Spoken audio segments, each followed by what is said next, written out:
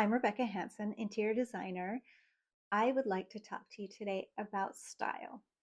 There are plenty of interior design styles from Scandinavian to traditional, coastal, on and on.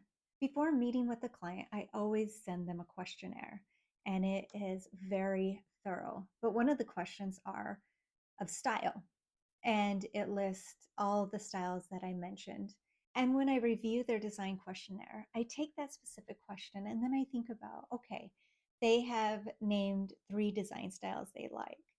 And then with the rest of the questions, I try to interpret really what it is about the style that they like.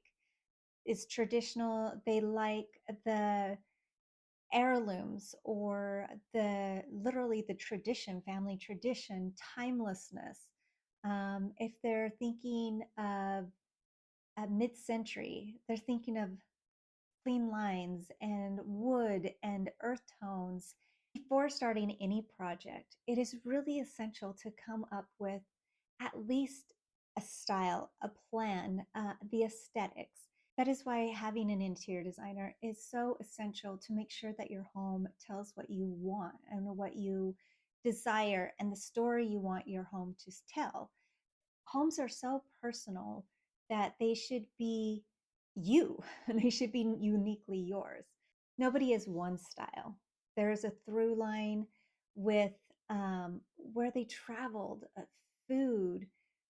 It's digging in deeper. So what I encourage is if you are planning on using an interior designer or designing your space yourself, I would highly recommend digging in deep. Either do some free writing.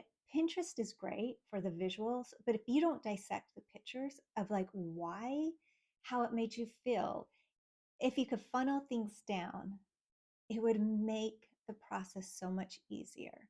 For example, there's a specific marble, which I absolutely love, but it is starting to be overused. I really don't want to name it, but if you know the marble I am talking about, or you want to guess, please leave it in the comments.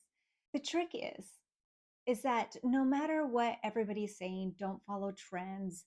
The problem is we're being influenced. No matter how we look at it, unless you're not on social media at all, we are being influenced. Even I become influenced by things. And I think it's really important to make sure that things that you're choosing is something you truly love. Even think back of your childhood bedroom or, like I said, a vacation, not because a certain purplish marble is very trendy. You're using it because it really speaks to you. It is your favorite color, but it's really important to make sure that your home is yours. And then I think about trends. Trends come and go. Our house is always going to evolve, whether you live in an apartment or you're building from the ground up. Your home is going to evolve. My home evolved. I painted my walls gray because I'm like, oh, everybody's painting them gray. And then I did it. And I'm like, what am I doing? Why am I painting my walls gray just because that is the color? And I live in a Spanish bungalow that didn't make sense or resonate with the home, and it didn't feel right because that is something I was seeing and I was loving these colors of gray. And now everybody doesn't like the color gray. There is nothing wrong with the color gray, especially if you're aware of the tone of the gray, the home. It's deeper than that. And also home evolves. Family heirlooms, things get passed down over the years and you really love it and you want to use it. Or you go to a flea market and you see something you absolutely love and you're like, well, would that work? Of course it will work. Anything from the flea market will work if you love it enough. But I just want to encourage you to think of what it is you truly love and not try to be influenced on what you are seeing that is being fed to us, and do what is best for you, for your lifestyle, for your well-being, because your home should be a sanctuary. It should be a place where you feel safe. It should be something that tells a story about you.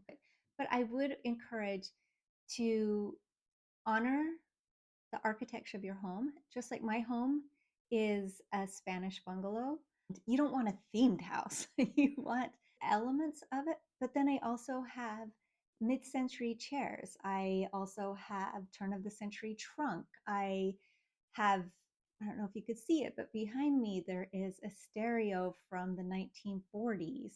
These elements work, but I also honor the arches, the original tile. I have some Spanish accessories. I would really encourage you to really try to step away from what is being fed to you, bring what you love into your home. Be you. And if you need any interior design help, I offer from virtual interior design. I could help from anywhere. And if you're in Los Angeles, please let me know.